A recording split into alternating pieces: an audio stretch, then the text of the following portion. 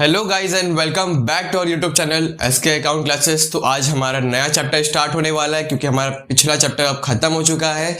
अब हम देखेंगे बेसिक अकाउंटिंग टर्म्स। इसका मतलब ही यही है कि हम जानेंगे अब कि बेसिक अकाउंटिंग टर्म जितने भी होते हैं, जैसे परचेज क्या होता है, गुड्स क्या होता है, आपका सेल क्या होता है, एसेट क्या होता है, चैरिटी क्या होता है, सारे के सारे डेफिनेशन हम इस चैप्टर में जानेंगे। फिर हम अपने न्यूमेरिकल चैप्टर की तरफ बढ़ेंगे। तो पहला टॉपिक है इसमें बिजनेस ट्रांजैक्शंस। बिजनेस ट्रांजैक्शन होता क्या है? हम जितने भी बिजनेस में ट्रांजैक्शन करते हैं या फिर हम गुड्स खरीदें या गुड्स सोल्ड करें, सारे ट्रांजैक्शन को उसी को हम बिजनेस ट्रांजैक्शन कहते हैं। जैसे कि the term business transaction refer to final transaction enter into between two parties. अब जैसे टू पार्टीज मतलब एक बायर होगा, एक सेलर होगा। जैसे हम सेलर हो गए, हमने गुड्स सोल्ड किया, हम बायर हो गए, हमने वो गुड्स परचेज किया। तो दो पार्टीज का होना जरूरी है फाइनल ट्रांजैक्शन में। वो होता है हमारा बिजनेस ट्रांजैक्शन। जैसे एग्जांपल है POG, मतलब परचेज ऑफ गुड्स। हमने गुड्स परचेज किया तो हम बायर हो गए और जो बेच रहा है वो सेलर हो गया। तो दो पार्टीज ऐसे हो गए। और हम जानेंगे features of business transaction. Features of business transaction के कुछ पॉइंट्स हैं, देखिए अब उसके बारे में जानते हैं कि it involves economic activities, so it's express in term of money. एक इकोनॉमिक एक्टिविटी होता है ये बिजनेस ट्रांजैक्शन, क्योंकि इसमें मनी टर्म भी ऐड हो जाता है। और जितने भी हम ट्रांजैक्शन करते हैं, आपको पहले भी बताए थे कि सारे के सारे मनी टर्म्स में किए जाते हैं सारे ट्रांजैक्शंस। और it is entered into between two parties. अभी मैंने आपको बताया था कि दो पार्टीज का होना इसमें बहुत जरूरी है, क्योंकि एक होगा जो बाय करेगा, एक होगा जो सेल करेगा। जैसे दूसरा एग्जांपल ले लीजिए, एक होगा जो वेजेस दे रहा है, एक होगा जो वेजेस पा रहा है। तो ऐसे दो पार्टीज का होना जरूरी है। फिर it affects the accounting equations of any business enterprise. Accounting में आपका जितने भी ये ट्रांजैक्शन होते हैं वो एक इंपॉर्टेंट रोल निभाता है अकाउंटिंग इक्वेशंस बनाने में। क्योंकि जितना भी हम रिकॉर्ड करेंगे, जैसे हम परचेज ऑफ गुड्स, तो हम किस में आपका ऐड करते हैं? परचेज में ऐड करेंगे, स्टॉक में ऐड करेंगे। तो हम वो अकाउंटिंग इक्वेशन जब चैप्टर आएगा तो उसमें हम देखेंगे किस तरीके से हम उसको ऐड करके उनका इक्वेशन बनाते हैं। तो देखिए ये फोर्थ पॉइंट अब देखते हैं। ट्रांजैक्शन में भी कैश ट्रांजैक्शंस और क्रेडिट ट्रांजैक्शंस। हम जो ट्रांजैक्शन करते हैं, गुड सोल्ड किए हो या गुड परचेज किए हो, दोनों में जरूरी नहीं कि हर बार हम कैश ट्रांजैक्शन ही करें। हमारे लिए क्रेडिट ट्रांजैक्शन भी कर सकते हैं जैसे, क्योंकि हर बार जरूरी नहीं कि हर कोई कैश में ही पेमेंट करे या कैश में ही आप पेमेंट करें किसी को। आपका क्रेडिट परचेज भी कई बार होता है, क्रेडिट सेल भी कई बार होता है। तो लास्ट पॉइंट है, ट्रांजैक्शन में भी further classified external transaction, internal transaction. External transaction और इंटरनल ट्रांजैक्शन होते क्या है? एक्सटर्नल ट्रांजैक्शन जैसे आपके बिजनेस के लिए क्या हो सकते हैं? गुड्स सोल्ड और गुड्स परचेज, यही होते हैं हमारे एक्सटर्नल ट्रांजैक्शंस। इंटरनल क्या होते हैं? इंटरनल हमारे लिए जैसे हो गया आपका डेप्रिसिएशन ऑन मशीनरी और डाउटफुल डेब्ट्स ऑन डेप्टर्स। जितने भी डाउटफुल आपको लगे कि ये डेप्टर हमें देगा नहीं पैसा, हमारा पैसा लेके भाग जाएगा, तो वो होते हैं हमारे इंटरनल ट्रांजैक्शंस। तो ये थे हमारे कुछ features related to business transaction, और हमने देखा कि डेफिनेशन ऑफ बिजनेस ट्रांजैक्शन क्या होता है। सो चलिए अब बढ़ते हैं अपने नेक्स्ट टॉपिक की तरफ। तो चलिए अब बढ़ते हैं नेक्स्ट टॉपिक की तरफ, जो कि है अकाउंट। अब देखिए अकाउंटेंसी हम जान चुके हैं, अकाउंटिंग भी हम जान चुके हैं, दोनों हमें पता चल गया। अब जानना है कि अकाउंट होता क्या है, कि फाइनली हम जाने तो अकाउंट का मतलब क्या है। An account is a real record of all business transactions pertaining मतलब होता है उसके मतलब उसका संबंध, मतलब उससे रिलेटेड चीज है, उससे pertaining कहते हैं, to an individual firm or item in chronological मतलब होता है डेट वाइज हम खाली देखते हैं। क्योंकि हम जब भी हम जर्नल एंट्री करें या लेजर पोस्टिंग करें या कुछ भी करते हैं तो खाली इसमें हम डेट देखते हैं, पूरा कहानी नहीं लिखने लगते। Order and we open separate account for each individual firm. तो जैसा कि मैंने आपको बताया था कि हम जितना भी जर्नल एंट्री करते हैं, जब उसका हम अलग अलग अकाउंट बनाते हैं, अकाउंट बनाना का मतलब यही होता है कि हम अपना लेजर पोस्टिंग कर रहे हैं। तो उसमें हम अलग अलग के नाम से बनाते हैं। जैसे कैपिटल का अलग अकाउंट बनाएंगे, कैश का अलग अकाउंट बनाएंगे, बैंक का अलग अकाउंट बनाएंगे। ये नहीं कि पूरा जोड़ देंगे, कॉम्बिनेशन में कोई का अकाउंट होता नहीं है। हर किसी का अलग अलग अकाउंट होता है, हर किसी का अलग अलग महत्व होता है, और हर किसी का अलग अलग ट्रायल बैलेंस में वैल्यू होता है। ओके, तो अब ये टॉपिक हमारा हो गया अकाउंट। नेक्स्ट टॉपिक की तरफ बढ़ते हैं, कैपिटल।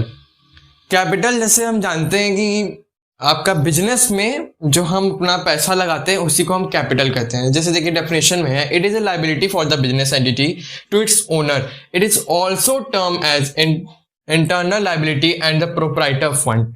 जो हम बिजनेस जब स्टार्ट करते हैं, जो प्रोप्राइटर रहता है तो वो बिजनेस स्टार्ट करता है, अपना पैसा बिजनेस में लगाता है। बिजनेस मतलब एक अलग से उसको माना जाता है, एक इमेजिनेशनरी माना जाता है कि वो एक बिजनेस में कि एक वो भी है, उसको हम पैसा लगा रहे हैं तो वो बिजनेस के लिए हमारे क्या है, लायबिलिटी। हमने उसके ऊपर पैसा लगाया तो उसके ऊपर कर्जा है कि वो हमारे पैसे लिए है। तो ये था हमारे लिए कैपिटल, और इसे कैपिटल प्रोप्राइटर फंड भी कहते हैं, जो कि फंड अपना बिजनेस प्रोप्राइटर जो है वो बिजनेस में लगाता है। तो ये था कैपिटल। इसका एक फॉर्मूला भी होता है, capital is equal to asset minus outside liability. अब जैसे कि हमने आपको बताया कि यहाँ पे था इंटरनल लायबिलिटी इसको कहते हैं। आउटसाइड लायबिलिटी क्या होती है? इंटरनल लायबिलिटी में पता चल गया, जो प्रोप्राइटर के बिजनेस में लगाता है उसे कहते हैं इंटरनल लायबिलिटी। अब जानते हैं कि आउटसाइड लायबिलिटी होती क्या है। तो आउटसाइड लायबिलिटी उसे कहते हैं जो हमारे बिजनेस से अलग होता है, जो प्रोप्राइटर अपने पास से लायबिलिटी मतलब कैश नहीं लगाता है बिजनेस में। तो बाहरी हमारे लिए क्या हो सकता है? बैंक से लोन ले सकते हैं, क्रेडिटर से लोन ले सकते हैं। क्रेडिटर मतलब अपने कोई फ्रेंड से कितने भी बड़े अमाउंट में हम लोन लेते हैं तो वो आउटसाइड लायबिलिटी हमारे लिए मानी जाती है। तो ये था हमारे formula, capital is equal to asset minus outside liability. Asset के बारे में भी अभी हम जानेंगे। एसेट होती है हमारी खुद की पूंजी, हमारा खुद का पैसा। फिर पांचवा टॉपिक है ड्राइंग। ड्राइंग क्या होता है? ड्राइंग वो होता है जो हम अपने पर्सनल यूज के लिए बिजनेस से निकालते हैं। जो प्रोप्राइटर जो होता है वो अपने पर्सनल यूज के लिए, कैश हो या गुड्स हो, चाहे जो अपने मन से निकाले, अपना खुद का। जब कोई अपना खुद का मालिक है, अपने मन मर्जी से नहीं निकालेगा, उससे कोई पूछे तो कोई से पूछेगा तो है नहीं। तो आपका प्रोप्राइटर जो है वो खुद से निकाल सकता है गुड्स या फिर पैसा। जैसे देखिए डेफिनेशन है, drawing refer to an amount of cash withdraw और the value of goods taken by the proprietor or partner for the personal use from the business। तो देखिए इसमें पार्टनर्स भी जो होते हैं, जैसे सोल प्रोप्राइटर हो जरूरी नहीं है। 12 में अब आगे देखेंगे कि पार्टनरशिप में भी अकाउंटिंग होती है, तो वो आगे देखेंगे। इसमें ऐसे समझिए कि बस आपका पार्टनर भी गुड्स ड्रॉइंग कर सकता है, मतलब विड्रॉ कर सकता है, पैसा हो या आपका गुड्स। तो ये थे कुछ पॉइंट्स रिलेटेड, मतलब कुछ definitions related to account, capital and drawing. तो गाइज आज का हमारा लास्ट टॉपिक है और बहुत इंपॉर्टेंट टॉपिक है, जो कि है लायबिलिटी। लायबिलिटी होता क्या है? लायबिलिटी को हम हिंदी में कहते हैं जैसे कर्ज। हमने कर्ज लिया दिया ऐसे।